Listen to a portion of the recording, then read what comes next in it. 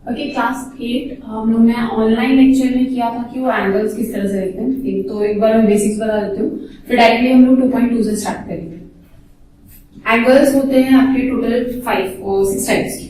First है vertically opposite angle. इस तरह से दो पैरेलल लाइन दिया रहता है। सपोज ये है एम और ये है एन, ये है एन, दो पैरेलल लाइन है एम और एन, और ये ट्रांसवर्सल है। ट्रांसवर्सल मतलब वो लाइन जो पैरेलल लाइंस को एक एक अलग अलग पॉइंट्स पे कट कर दी। तो अभी वर्टिकली ऑपोजिट एंगल कौन से हैं? सामने सामने वाले, A B, D C, F H E G, vertically opposite सामने सामने वाले। तो ये एंगल्स क्या होते हैं? सेम होते हैं। सेकेंड है लीनियर पेयर। लीनियर पेयर मतलब एक ही लाइन में बनने वाले, यहां से लेकर यहां ए प्लस सी, फिर ये यहां से यहां तक ए प्लस बी, फिर यहां से यहां, जो 180 डिग्री पूरा कंप्लीट कर देता है, हाफ सर्कल कंप्लीट कर देता है। तो a plus B equals to a plus C equals to 180 degree, b plus a भी 180 डिग्री है, b प्लस सी। तो आपके वो चार एंगल्स के बीच में से ना जैसे चार पेयर निकलते हैं, जो लीनियर पेयर है। स्ट्रेट लाइन बन लीजिए, जैसे ये है ना, तो यहां से यहां तक हाफ सर्कल कंप्लीट होना चाहिए। ये अगर a है, ये अगर b है, तो ये दोनों लीनियर पेयर। ये अगर c है, तो a और c का भी हाफ सर्कल कंप्लीट होता है। ये दोनों भी लीनियर पेयर। लीनियर पेयर का एडिशन कितना होता है? 180 डिग्री का। Next is interior angle. Interior angle मतलब अंदर अंदर, दोनों लाइन से बना।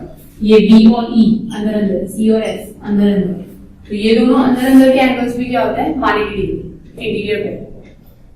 फोर्थ है करिस्पॉन्डिंग एंगल, डी एंड ई। ये डी है और ये ई। तो करिस्पॉन्डिंग एंगल्स क्या होते हैं? ये दो पैरेलल लाइन है और ये ऊपर लाइन के ऊपर, ये यहाँ पर बन रहा है, यहाँ पर बन रहा है। ये दोनों क्या हो जाएंगे? Corresponding angles. उसके अलावा जो नीचे नीचे, ये वाला नीचे है, ये वाला नीचे, वो भी करस्पॉन्डिंग एंगल। तो यहाँ पर D E, B H corresponding angle है, A F C G corresponding angle. Corresponding angles मतलब सेम होते हैं। लास्ट है अल्टरनेट एंगल। अल्टरनेट एंगल में दो है, इंटीरियर एक्सटीरियर। इंटीरियर में क्या होता है? जेड फॉर्म, जैसे ये दो पैरेलल लाइंस है और ये ट्रांसवर्सल जा रहा है, यहाँ का एक एंगल, यहाँ का एक एंगल, जेड फॉर्म हुआ। तो ये अंदर अंदर के जो एंगल्स है, अल्टरनेट मतलब एक को छोड़कर एक, यहाँ इधर और ये इधर, तो ये होता है इंटीरियर अल्टरनेट। जैसे वहां पर है बी एफ, बी यहाँ पर है, एफ यहाँ पे, क्रॉस क्रॉस में, सी ई क्रॉस क्रॉस में। तो ये क्या हो जाएंगे आपके? Alternate angle, interior alternate. अब exterior alternate angle D G cross, C है यहाँ पे क्रॉस। ये बी और एफ अल्टरनेट एंगल है, तो बी के ऊपर वाला डी और एफ के नीचे वाला जी, ये भी हो जाएंगे एक्सटीरियर अल्टरनेट एंगल। सेकेंड है ए और एच, ये रहा ए और ये रहा एच। सी और ई इंटीरियर है, ए और एच एक्सटीरियर है, पैरेलल लाइन के बाहर। तो जब यहाँ पर ये इंटीरियर है ना, तो ये यहाँ पर और यहाँ पे एक्सटीरियर है, पैरेलल लाइन के ऊपर वाले एंगल्स, एक्सटीरियर अल्टरनेट एंगल्स। तो ये आपकी बुक में लिख लेना 2.2 स्टार्ट करने से पहले। इसके बाद स्टार्ट करते हैं 2.2। ओके, क्वेश्चन नंबर 1 तो हमने किया था, लेकिन वापस देख लेते हैं। क्वेश्चन नंबर 1 था ए और बी में से सिर्फ ऑप्शन सिलेक्ट करना है। आया कैसे वो देख लेते हैं। 3x plus x equals to 180 degree. क्यों? इंटीरियर पेयर है, तो यहाँ पे 4x इक्वल्स टू हो जाएगा 180 degree. therefore x equals to 4 से डिवाइड कर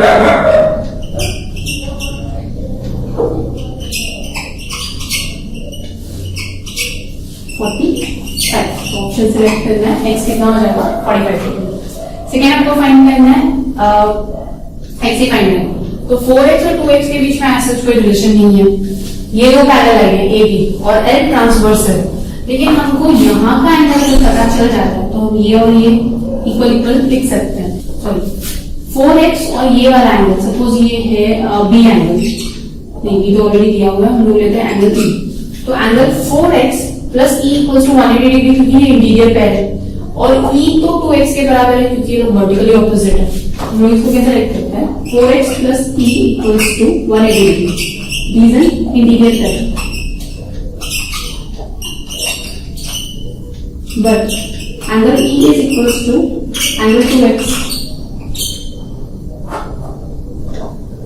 Give you opposite, vertically opposite. ये इसलिए लिख रही हूँ सॉल्व करने का तरीका, क्योंकि आपको आगे के समझ में भी इसी तरह से लिखना है। तो अभी आपको सिर्फ ऑप्शन सेलेक्ट करना है, बट देख लो कि हम किस तरह से कर रहे हैं। ये दोनों इंटीरियर है, ये और ये सेम है, तो 1 और 2 से हम क्या लिख सकते हैं, e की जगह 2x लिख सकते हैं, तो 4x + 2x = 180 डिग्री। और यहाँ पे इसकी वैल्यू क्या जाएगी, देखो x = 30 डिग्री। यहाँ पर आपको डायरेक्टली लिया था, यहाँ पे हमको थोड़ा सा इनडायरेक्टली लेना पड़ा। 4x और e को लिया इंटीरियर पे, e और 2x को लिया वर्टिकली ऑपोजिट, तो फाइनल x की वैल्यू होगी 30 डिग्री। अब चलते हैं क्वेश्चन नंबर 2 पर। आपको x और y की वैल्यू पूछी हुई है, p और q पैरेलल दिया हुआ है और दो ट्रांसवर्सल, एक ऐसे और एक t। तो अभी हमारे पास है ना y और x की वैल्यू फाइंड करनी है। तो हमने क्या किया, ये जो एंगल्स है उनके नाम नहीं लिए हुए, तो हमने a और b अज्यूम कर लिया कि x और y के लिए आपको घुमाकर इन सबकी जरूरत पड़ने वाली है। अब यहाँ पे क्या एंगल 40 और angle b corresponding angle same है, तो 40 degree equals to angle b corresponding angle. और कभी भी लिखने से पहले ना ये लिखो कि आपके एंगल्स कहां से बन रहे हैं। Line given, line P is parallel to line Q, ये दोनों लाइन पैरेलल है और ट्रांसवर्सल कौन सा यूज किया, T, जिसकी वजह से ये 40 और B बन रहा है। S नहीं भी होता तो भी ये दोनों एंगल्स बनते हैं। And line P is transversal, therefore 40 degree equals to angle B corresponding angles.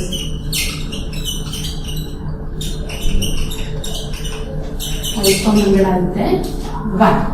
अब सेम वे में B और X क्या है आपके लीनियर पेयर है, तो एंगल सेम यहाँ पे भी वही लिख सकते हो, लेकिन यहाँ पे पैरेलल लाइंस लिखने की जरूरत नहीं है। Angle B plus angle X equals to 180 degree, angle से लीनियर पेयर।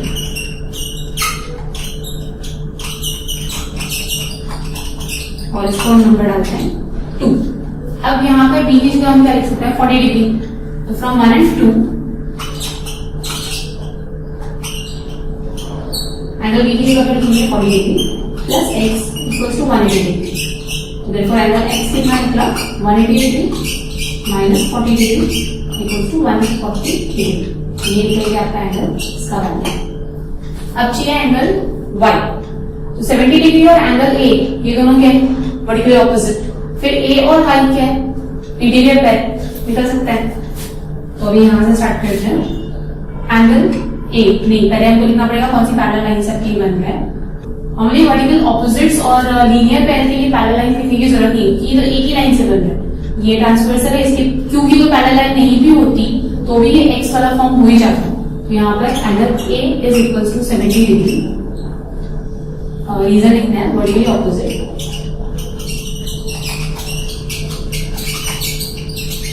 और इसको नंबर डालते हैं 3, तो हम यहाँ पे यूज कर सकते हैं। A और Y क्या है, इंटीरियर है, लेकिन यहाँ पर दो पैरेलल लाइन की जरूरत है। यहाँ लिखेंगे line P is parallel to line Q and transversal कौन सा यूज किया, S, and line S is transversal. Therefore, angle Y plus angle A equals to 180 degree. इसको नंबर दिया 4 और रीजन है इंटीरियर है। फिर 3 और 4 से हमको पता चला कि A की जगह हम 70 डिग्री लिख सकते हैं। तो from 3 and 4 angle Y plus 70 degree equals to 180 degree. देखो एंगल Y को क्या लिख सकते हो, 70 को शिफ्ट किया 110 डिग्री। फाइनल आंसर लिखना angle X equals to 40 degree और angle Y equals to 110 degree. अब चलते हैं क्वेश्चन नंबर 3 पर। यहाँ पे भी सेम दो पैरेलल लाइंस दिया है और ट्रांसवर्सल्स वगैरह दिया हुआ है। तो यहाँ से आपको एंगल A B C ये फाइंड करना है। अब एंगल A और AD का रिलेशन है इंटीरियर पेयर का, तो ये डायरेक्टली मिल जाएगा। यहाँ पर आपकी दो पैरेलल लाइंस है, line P is parallel to line Q and line L is transversal. अब ये दोनों पैरेलल लाइन लिया और ये ट्रांसवर्सल लिया, तो ये अंदर अंदर दो एंगल्स बन रहे हैं। तो 80 degree plus angle A equals to 180 degree interior pair Therefore angle A equals to 100 degree. A को यहाँ पे शिफ्ट किया।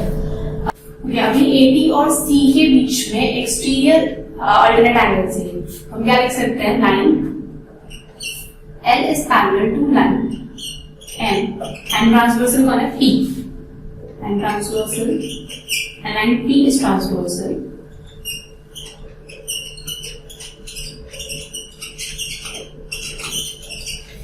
तो 80 degree is equals to angle C exterior alternate angle. Interior ये वाले होते हैं, Z फॉर्म करना है, इंटीरियर ये होता है, ये और ये हम एक्सटीरियर ले सकते हैं।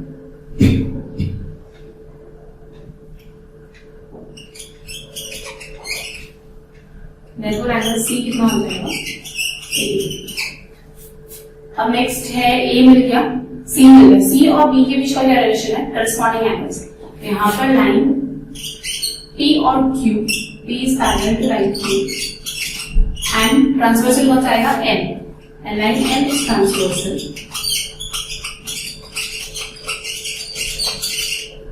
इसलिए angle C is angle B,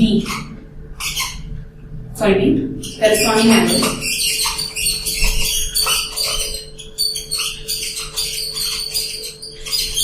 और एंगल C कितना था, 80 degree. Therefore angle B equals to 80 degree। और आपको फाइनल आंसर लिखना है, इस तरह से लिखना है answer, angle A equals to 100 degree, angle B equals to 80 degree और angle C equals to 80 degree. अब मुझे लग रहा है कि आपको एंगल C नहीं समझा होगा कि एक्सटीरियर अल्टरनेट कैसे हो गया। अब इसका सपोज ये वाला है Z, अगर ये अंदर अंदर ये दोनों क्या करते हैं, अल्टरनेट इंटीरियर अल्टरनेट बनता है, तो ये जो बाहर वाला है और ये जो बाहर वाला है वो बनाते हैं एक्सटीरियर अल्टरनेट। नहीं भी समझा तो अगर हम ये 80 है तो ये भी 80 होगा और ये 80 है तो ये भी 80 होगा क्योंकि इंटीरियर है, और ये अगर 80 है तो ये भी 80 होगा क्योंकि एक वर्टिकल ऑपोजिट है। अगर आपको इस तरह से नहीं समझ आता है तो इसको नाम दे दो x y, 80 और x दोनों सेम सेम है, वर्टिकली ऑपोजिट।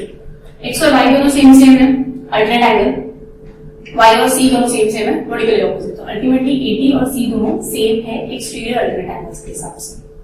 अब चलिए क्वेश्चन नंबर 4 पर। क्वेश्चन नंबर 4 में दिया हुआ है कि a और b पैरेलल है और l उसका ट्रांसवर्सल है। फाइंड क्या करना है, वही opposite x y z, z तो इजीली मिल जाएगा, लीनियर पेयर है ना, तो 150 degree plus angle z equals to 180 degree, angles and linear pair.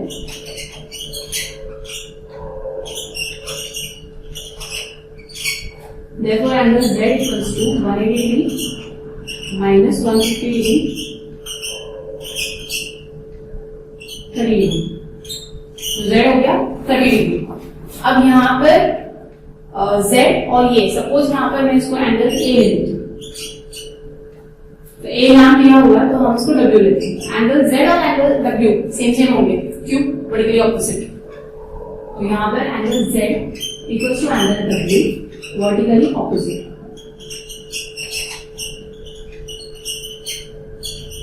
इसको नंबर दिया 1, इसको नंबर दिया 2। अब एंगल Z 30 डिग्री है, एंगल W भी आ जाएगा 30 डिग्री, लेकिन एंगल W और एंगल X के इंटीरियर एंगल, तो यहाँ पर हम लेंगे दो lines parallel, line A is parallel to line B and line L is transversal। Therefore angle W plus angle X equals to 30 degree, sorry 180 degree, interior angle. इसको डालते हैं नंबर 3। अब 1, 2 और 3 से क्या समझ में आता है कि Z की जगह पर हम W लिख सकते हैं, W की जगह पर हम 30 डिग्री लिख सकते हैं। तो फ्रॉम 1, 2 and 3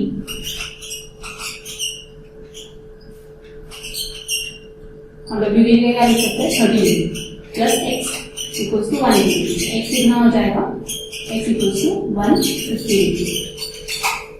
अब एंगल x और एंगल y क्या है, vertically opposite. Angle x is equals to angle y vertically opposite. Therefore angle y कितना हो जाएगा, 150 डिग्री। यहाँ पर हमको x की वैल्यू मिली 130 डिग्री, y की वैल्यू मिली 130 डिग्री एंड z की वैल्यू मिली 30 डिग्री। फाइनल आंसर में उतना ही लिखना है जितना आपको पूछा है। W हमने फॉर्म किया था हमारी कन्वीनियंस के लिए, क्योंकि एंगल्स नहीं बन रहे थे, z और x के बीच में कोई रिलेशन ही नहीं मिल रहा था।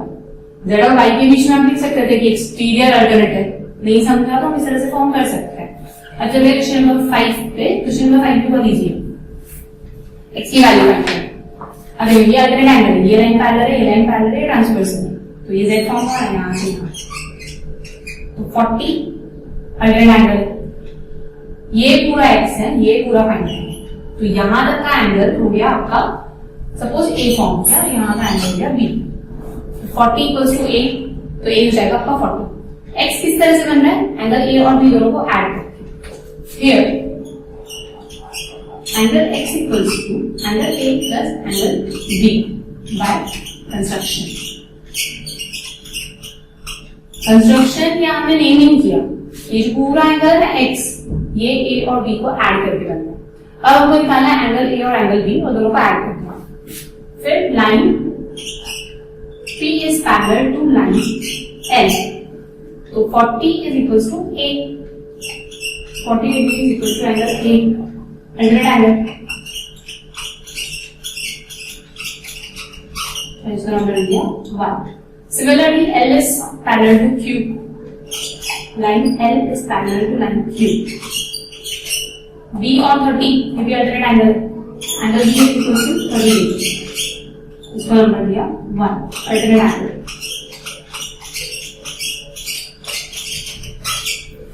और हमने क्या किया था, एंगल x कैसे मिलेगा, a और b को ऐड करेंगे, a मिला 40, b मिला 30, therefore angle x equals to angle a plus angle b, that is angle x equals to 40 degree plus 30 degree equals to 70 degree. Final answer आएगा angle x equals to 70 degree। और इसको by construction में लिखा, by name given figure. हमने सिर्फ नाम दिया कि अगर x जो पूरा है वो a और b को ऐड करके है, a मिलता है यहाँ से, b मिलता है यहाँ से, दोनों को ऐड कर दोगे आपका हो जाएगा पूरा एंगल x। यहाँ तक प्रैक्टिस 2.2 खत्म हुआ।